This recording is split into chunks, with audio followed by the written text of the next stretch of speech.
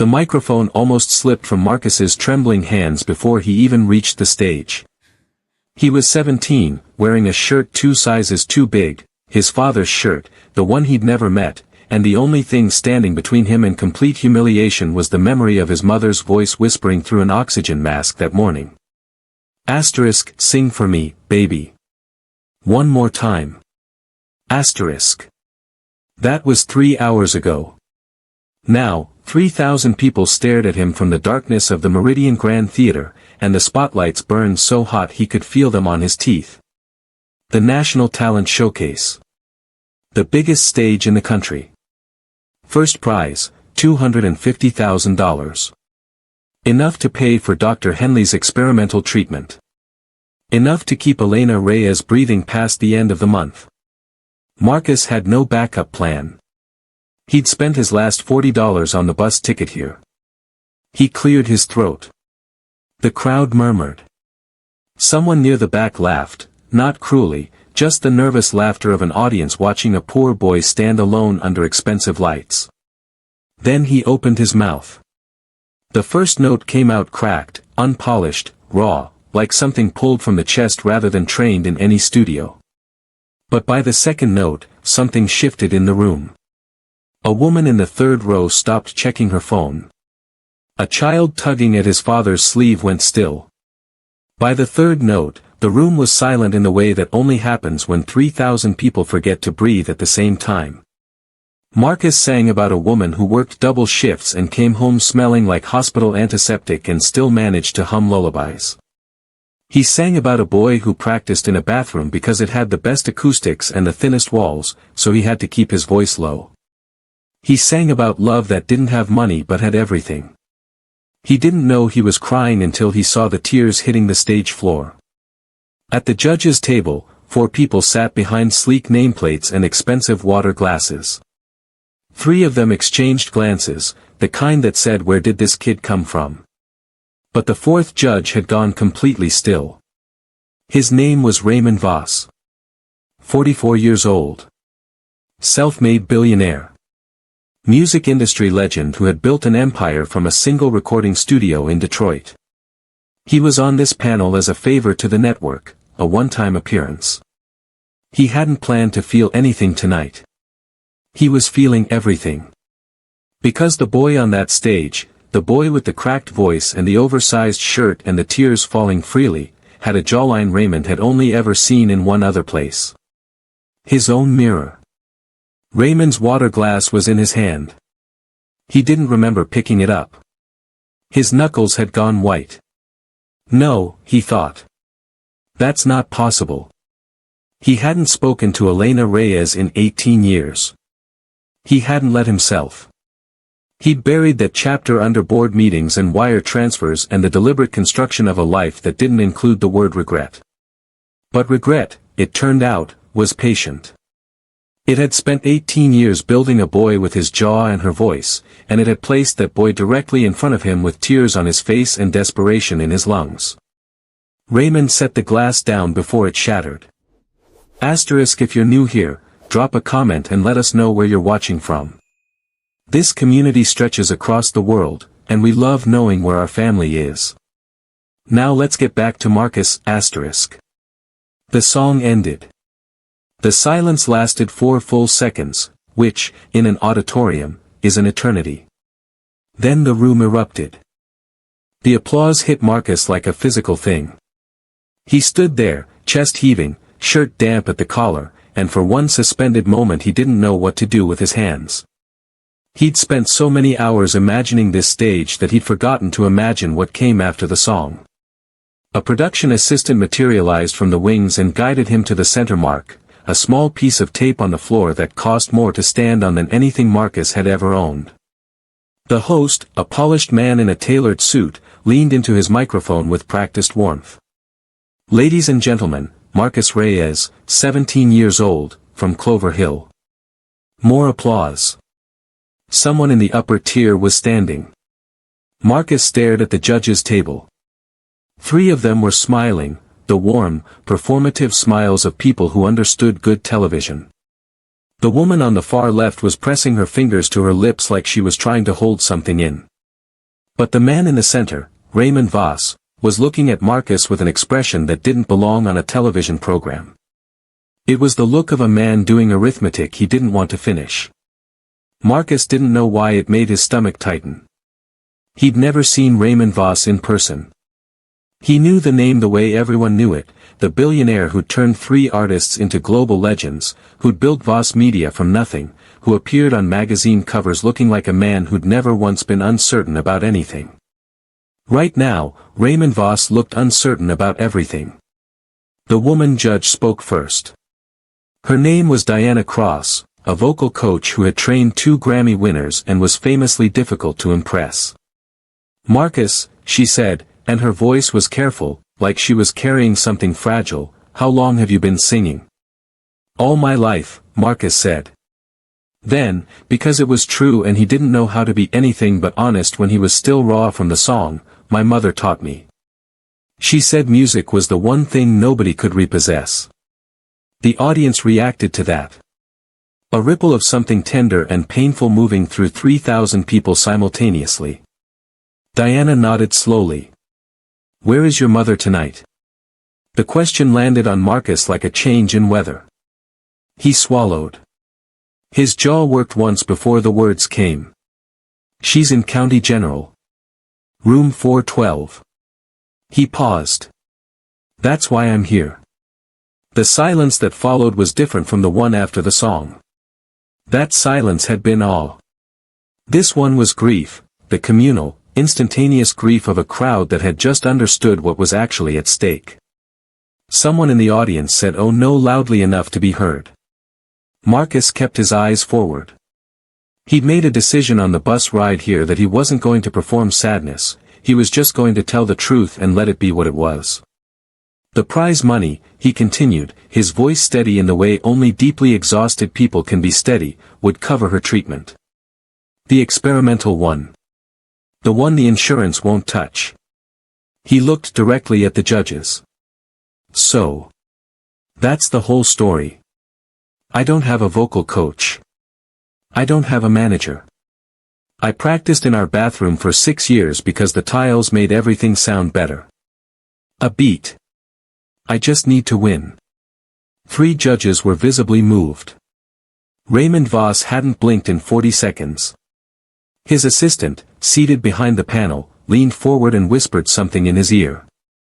Raymond didn't respond. He was staring at the boy's hands. They were his hands. The same long fingers. The same way the left thumb curled slightly inward when the owner was trying to stay calm. Raymond had a son. And his son was standing on a stage, begging strangers for his mother's life. The deliberation room behind the stage smelled like coffee and anxiety. Marcus sat on a metal folding chair, elbows on knees, staring at the floor tiles while a production assistant offered him water he didn't drink and a granola bar he didn't touch. Around him, the other contestants moved in tight nervous circles, a 16-year-old violinist from Oregon, a dance duo from Atlanta who kept stretching, a 32-year-old piano teacher making her 3rd attempt at this competition. Nobody talked to Marcus. Not because they were cruel. Because they'd all watched him on the monitor, and none of them knew what to say to a boy who just handed his entire heart to 3,000 strangers and asked them to be careful with it. His phone buzzed. He grabbed it so fast he nearly dropped it. The text was from Mrs. Garza, his neighbor, the woman who had agreed to stay with his mother tonight. * She's stable. Resting. I told her you were amazing. She said she already knew. *. Marcus read the message 3 times. He pressed the phone against his forehead and sat like that for a moment, eyes closed, the granola bar going stale beside him. Stable. Not better. Not worse. Just still here, still fighting, still Elena Reyes who once worked 3 jobs and made tamales on Sundays and told her son that his voice was going to take him somewhere she couldn't follow. Not yet, Marcus thought. You don't get to go yet. On the other side of the building, in a green room that cost more to furnish than Marcus's entire apartment block, Raymond Voss stood at a window and lied to himself. He told himself it was a coincidence. The jawline. The hands. The name, Reyes, which had been Elena's name when he knew her, before she moved to Clover Hill and disappeared from the version of his life he'd constructed so carefully. He told himself that lots of people had similar features. That grief made people see connections that weren't there. He told himself this for approximately 4 minutes before he took out his phone and called his private investigator. Dominguez, he said, when the line picked up. I need a background search. Tonight. He paused. Elena Reyes.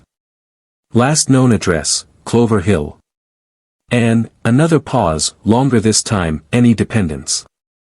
He hung up before Dominguez could ask questions.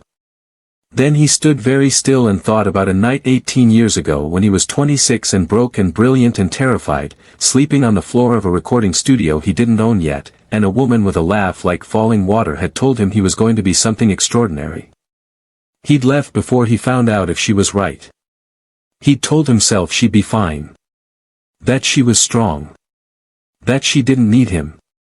He had never once, in 18 years, allowed himself to ask if there had been consequences to that leaving. Because Raymond Voss had built an empire on the architecture of not looking backward.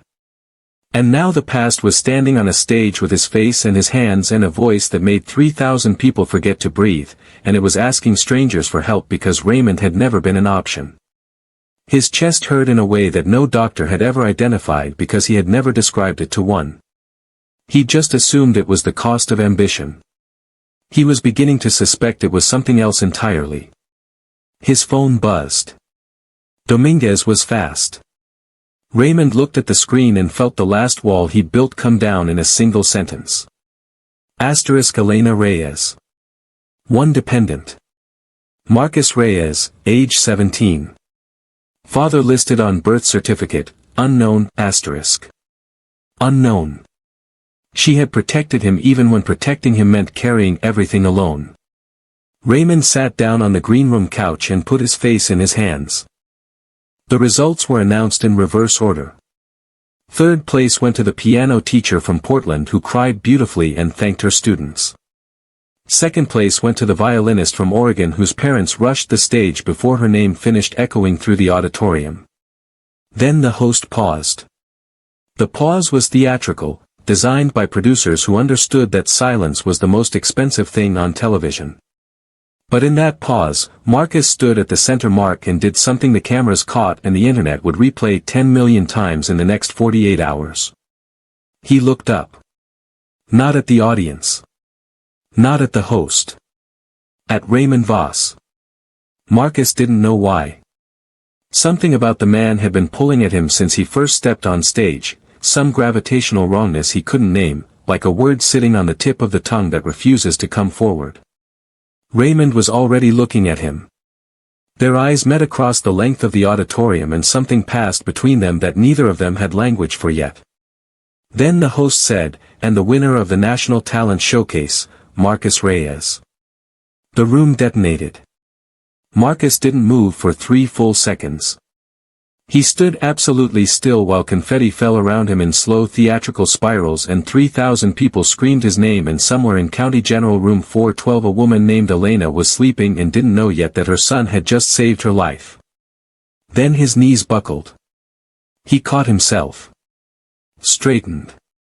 Pressed one hand flat against his sternum like he was physically holding himself together. The post-show reception was mandatory for finalists.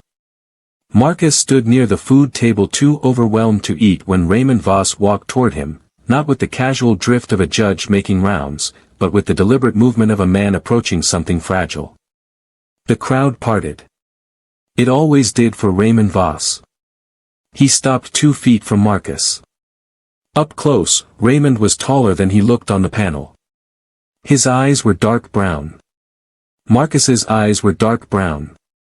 Your mother, Raymond said quietly, abandoning all pretense of small talk. Elena Reyes.